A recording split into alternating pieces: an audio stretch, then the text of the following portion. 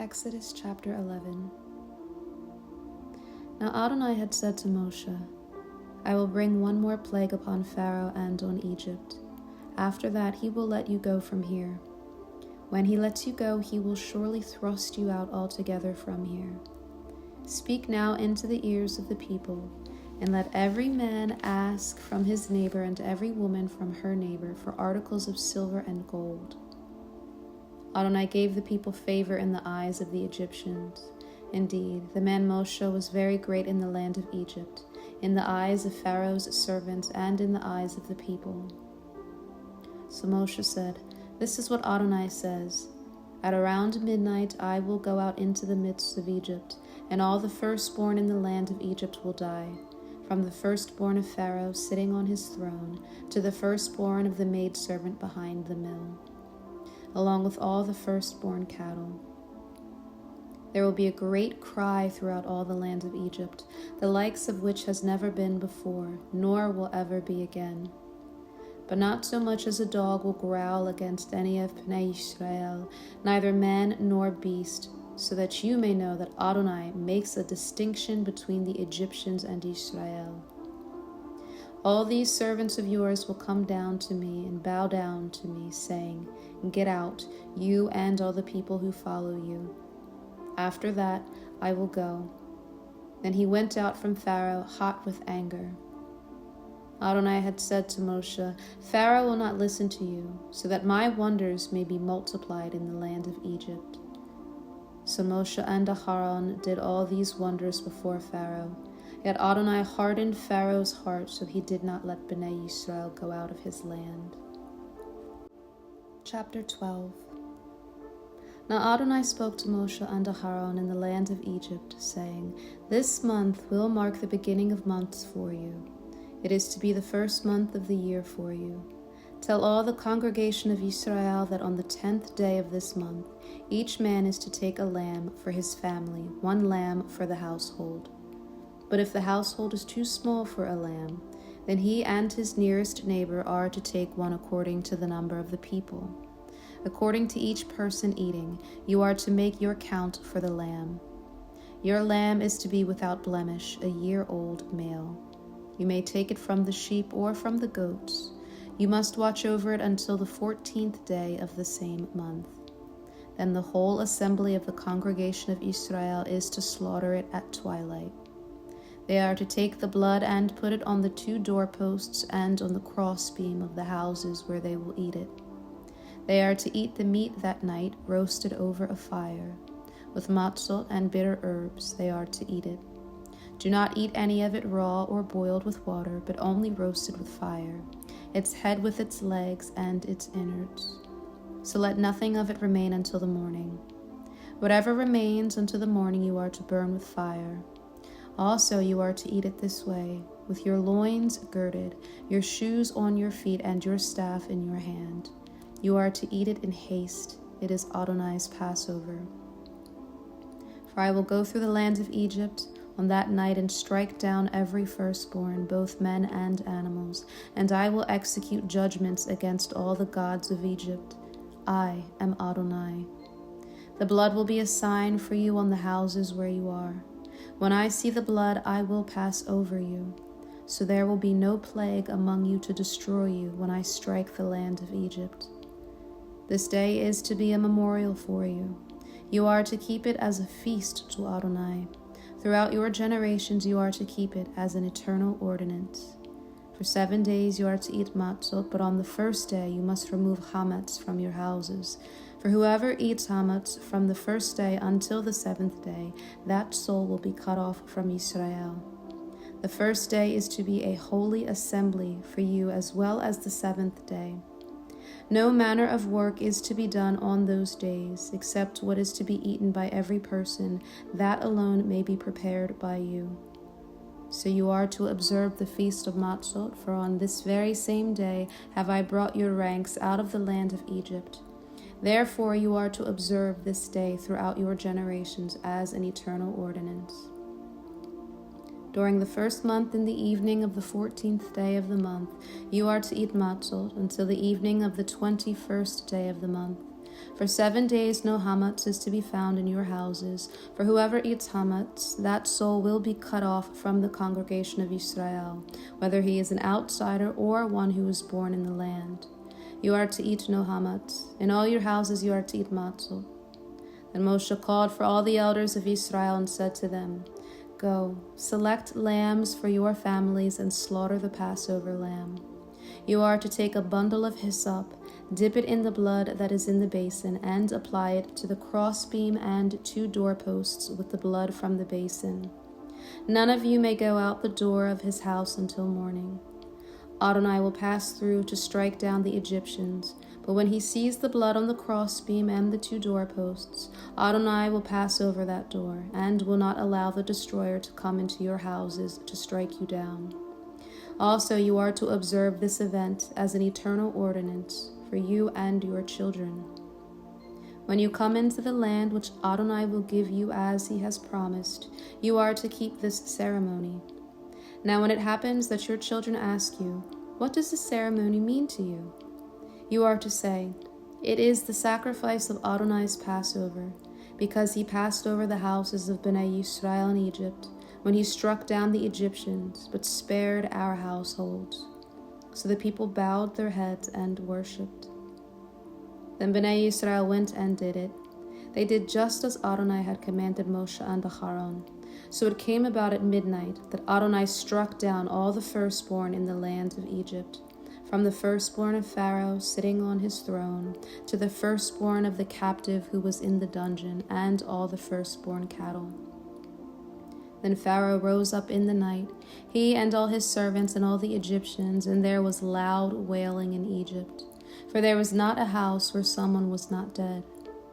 So he called for Moshe and Aharon at night and said, Rise up, go out from my people, both you and Bnei Yisrael. Go, serve Adonai as you have said.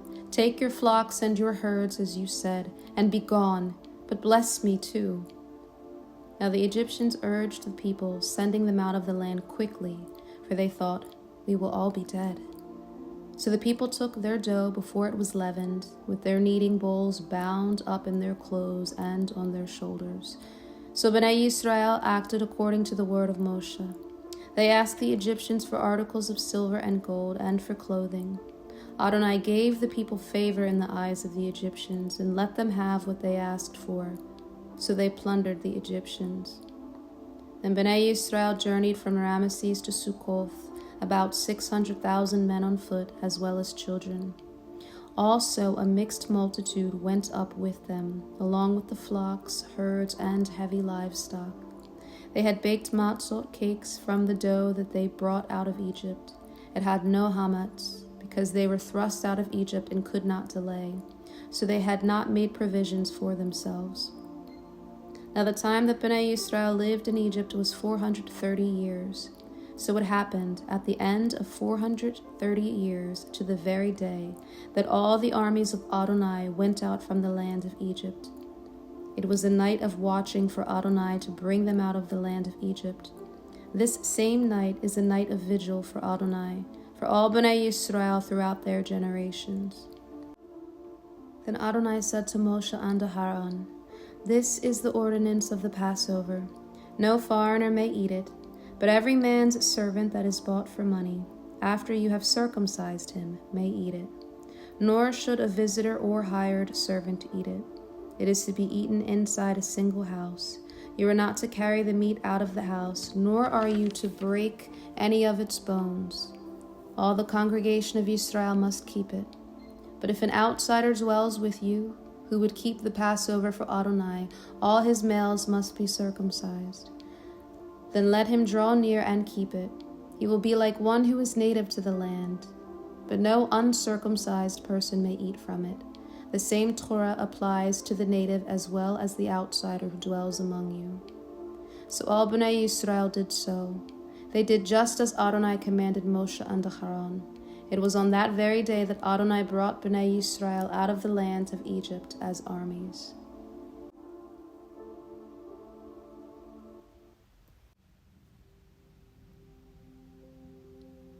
Luke chapter 22. Now the feast of Matzah, which is called Passover, was approaching. The ruling Kohanim and Torah scholars were searching for a way to do away with Yeshua, for they were afraid of the people. Then Satan entered into Judah, the one from Kriot, one of the 12.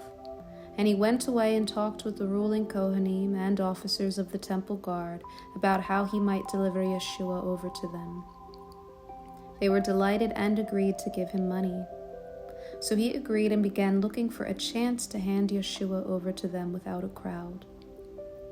Then came the day of Matzah, when the Passover lamb had to be sacrificed. Now Yeshua sent Peter and John, saying, "Go and prepare the Passover for us, so we may eat." And they said to him, "Where do you want us to prepare?" And he said to them, "Behold, when you have entered the city, a man carrying a jar of water will meet you. Follow him into the house that he enters, and say to the owner of the house, 'The teacher says to you, where is the guest room where I may eat the Passover with my disciples?' And with that he will show you a large upper room, fully furnished. Make preparations there." So they left and found just what Yeshua had told them, and they prepared the Passover. When the hour came, Yeshua reclined at table and the emissaries with him. And he said to them, "I have eagerly desired to eat this Passover with you before I suffer. For I tell you, I will never eat it again until it is fulfilled in the kingdom of God." And when he had taken a cup and offered the bracha, he said, "Take this and share it among yourselves. For I tell you that I will never drink of the fruit of the vine from now on until the kingdom of God comes." And when he had taken matzah and offered the bracha, he broke it and gave it to them, saying, "This is my body, given for you. Do this in memory of me." In the same way he took the cup after the meal, saying, "This cup is the new covenant in my blood, which is poured out for you. But look, the hand of the one betraying me is with mine on the table. For indeed the Son of Man is going as has been predetermined, but woe to that man by whom he is betrayed." So they began discussing among themselves which of them it might be who would do this thing. But there was also a quarrel among them about which of them is considered the greatest. And Yeshua said to them, "The kings of the nations have mastery over them, and those exercising authority over them are called benefactors. But with you it is not so. Rather, let the one who is greatest among you become like the youngest, and the one who leads like the one who serves. For who is greater than the one who reclines or the one who serves? Is it not the one who reclines? But I am among you as one who serves. You are the ones who have remained with me in my times of testing. And just as my Father has granted me a kingdom, so I grant to you, that you may eat and drink at my table in my kingdom, and you shall sit upon thrones, judging the 12 tribes of Israel. Simon, Simon, indeed, Satan has demanded to sift you all like wheat. But I have prayed for you, Simon, that your faith will not fail. And when you have turned back, strengthen your brothers." But Simon said to him, "Master, I am ready to go with you, even to prison and to death." But Yeshua said, "I tell you, Peter, a rooster will not crow today until you have denied 3 times that you know me." And he said to them, "When I sent you out without a money pouch and travel bag and sandals, you didn't lack anything, did you?" They said, "No, nothing." Then he said to them, "But now, whoever has a money pouch must carry it as well as a travel bag, and whoever does not own a sword must sell his cloak and buy one. For I tell you that this which is written must be fulfilled in me." And he was counted with the lawless. For what is written about me is being fulfilled. But they said, "Master, look here, 2 swords." And he said to them, "It is enough." And Yeshua came out and went as usual to the Mount of Olives, and the disciples followed him. When he reached the place, he said to them, "Pray that you will not enter into temptation." And he pulled back about a stone's throw from them, got on his knees, and began to pray, saying, "Father, if you are willing, take this cup from me, yet not my will, but yours be done." Now an angel from heaven appeared to him and strengthened him. And in his anguish he was praying fervently, and his sweat was like drops of blood falling down on the ground. When he rose up from prayer, he came to the disciples and found them asleep, exhausted from grief. And he said to them, "Why are you sleeping? Get up and pray so that you won't enter into temptation." While Yeshua was speaking, suddenly a crowd came, and the one called Judah, one of the 12, approached Yeshua to kiss him. But Yeshua said to him, "Judah, with a kiss you betray the Son of Man?" When those around him saw what was going to happen, they said to him, "Master, shall we strike with the sword?" And one of them struck the servant of the Kohen Gadol and cut off his right ear. But Yeshua answered and said, "Stop this now." And he touched the man's ear and healed him. Then Yeshua said to the ruling Kohanim, officers of the temple guard, and the elders who had come against him, "Have you come out with swords and clubs as you would against a revolutionary?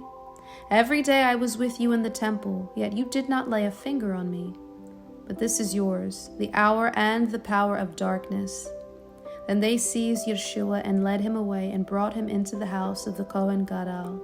But Peter was following from a distance.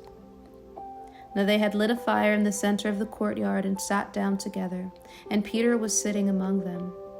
Then a servant girl saw him sitting at the fire. She looked straight at him and said, "This one was with him too." But he denied it, saying, "Woman, I don't know him." A little later, another saw him and said, "You too are one of them." But Peter said, "Man, I am not."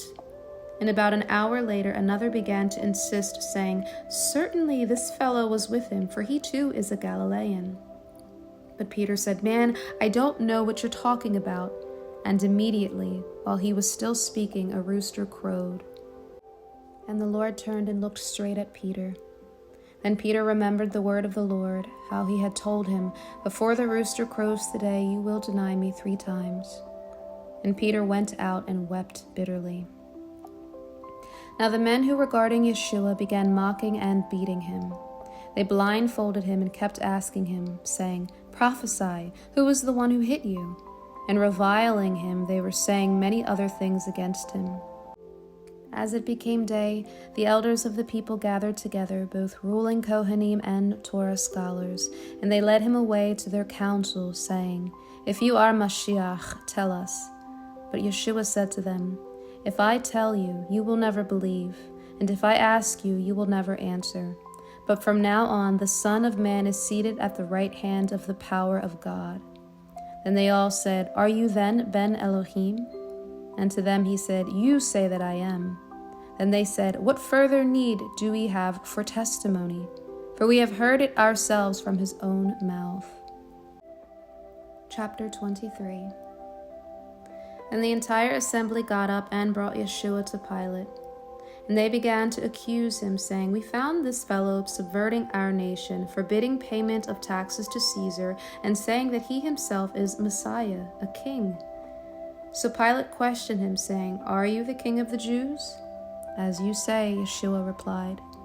And Pilate said to the ruling Kohanim and the crowds, "I find no case against this man." But they kept insisting, saying, "He stirs up the people, teaching throughout all Judea, starting from the Galilee to as far as here." But when Pilate heard this, he asked whether the man was a Galilean. And when he learned that Yeshua was from Herod's jurisdiction, he sent him to Herod, who was also in Jerusalem at that time. Now Herod was overjoyed when he saw Yeshua, for he had wanted to see him for a long time, because he had heard about him and was hoping to see some miracle done by him. He was questioning Yeshua on many issues, but Yeshua did not answer at all. And the ruling Kohanim and the Torah scholars stood their ground, strongly accusing him.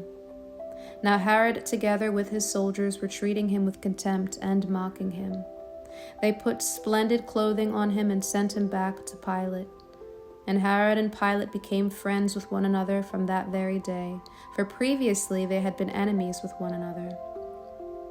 Now Pilate called together the ruling Kohanim, the leaders, and the people, and he said to them, "You brought this man to me as one who incites the people to revolt. But having examined him in your presence, I have found no case against this man regarding what you accuse him of doing. Nor did Herod, for he sent him back to us. Indeed, he has done nothing that is worthy of death. Therefore I will scourge him and release him." But they shouted out all together, saying, "Take this fellow away! Release to us Barabbas!" He was someone who had been thrown into prison for a rebellion in the city and murder.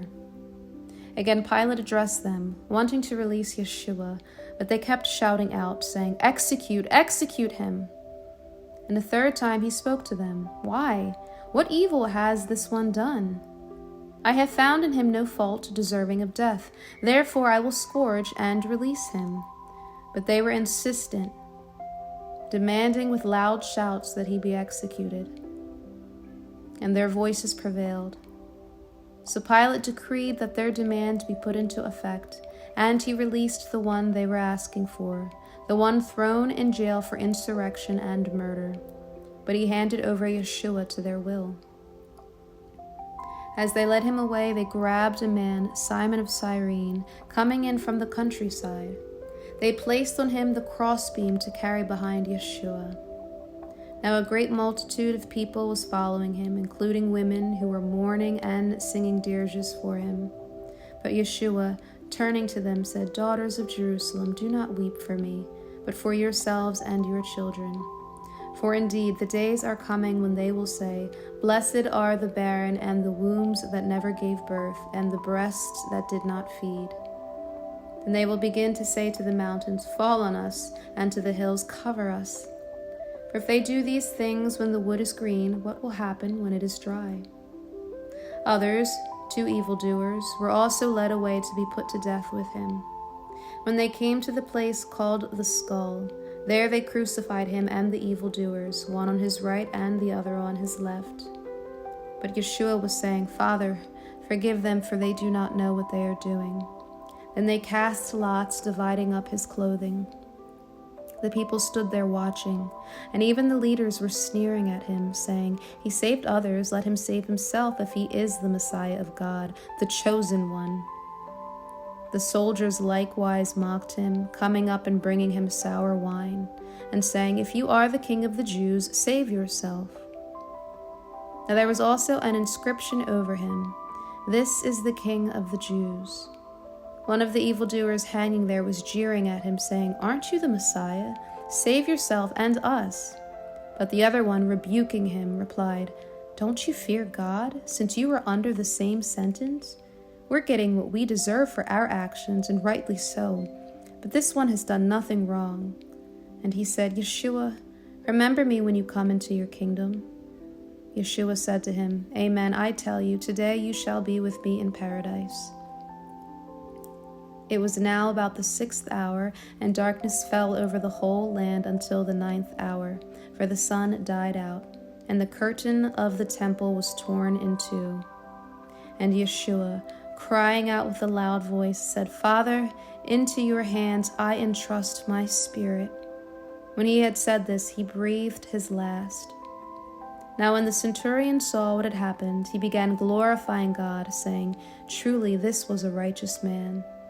And all the crowds assembled for this spectacle, when they saw what had happened, began to turn back, beating their breasts.